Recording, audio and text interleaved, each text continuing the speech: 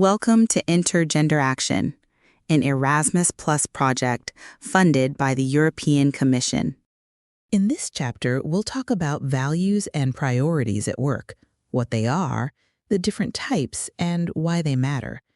Get ready for a general overview, some fresh insights, and a few reflections to take with you.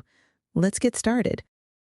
Have you ever felt out of place at work, even when everything seemed perfect on paper? Perhaps the salary was competitive, the office environment was pleasant, and the benefits were generous. Yet, something felt off.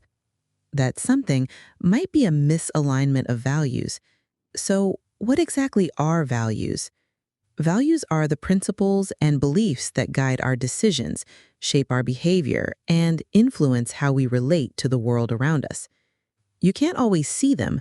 They don't show up in a job description or a calendar.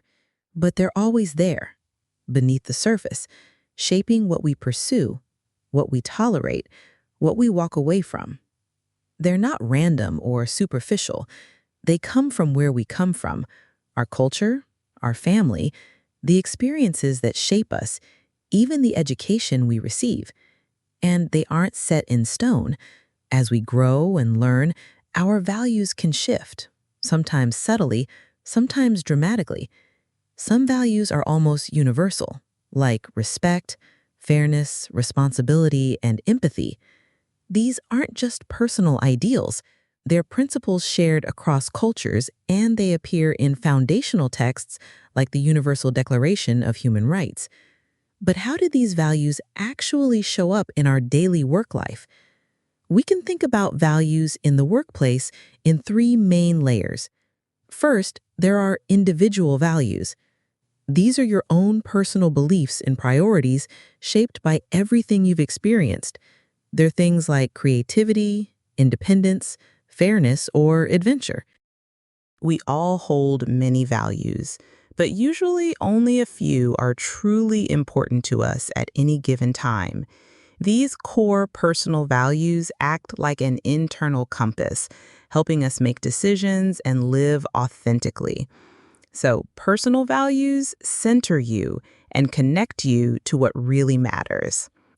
Next, there are organizational values, the guiding statements of purpose that shape a company's culture and actions. They might come from founders, leaders, industry norms, or customer expectations. Think innovation, inclusion, sustainability, or customer obsession. When real, not just framed on a poster, they inform hiring, strategy, and everyday decisions, creating a sense of belonging for employees and credibility with the outside world. Finally, we have team values. These are the shared principles that guide how a group of people work together toward a common goal. Examples might include transparency, collaboration, continuous learning, or commitment to quality. Team values are like the glue that holds a group together. They help people make decisions, solve conflicts, and trust one another. When a team aligns around shared values, they tend to be more motivated, more open, and simply more effective. When your values are respected and reflected in your environment, you feel energized and connected. But when your values are constantly challenged or ignored, you feel disconnected, even drained. Think about it. If you value collaboration, but your team encourages competition, tension builds. If you value creativity, but your job rewards routine and predictability, frustration creeps in. This is why talking about values isn't just philosophy, it's practical. It's about creating work cultures where people thrive, not just survive. So here's a simple invitation for you. Think about your top 3 personal values. What truly matters to you? In the next episode of this series, we'll explore how values can differ between generations and genders, and how those differences can both challenge and enrich the way we work together. That's all for today. Thank you for listening to our InterGenderAction podcast. Remember, if you want to continue learning about intergenerational and gender diversity and inclusion, visit our official website, intergenderaction.eu. And don't forget to follow us on social media. Funded by the European Union, views and opinions expressed are, however, those of the authors only and do not necessarily reflect those of the European Union or Agence Erasmus plus France Education Formation.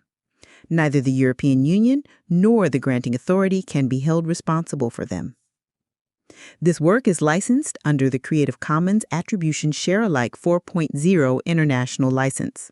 To view a copy of this license, visit http://creativecommons.org/by-SA 4.0/.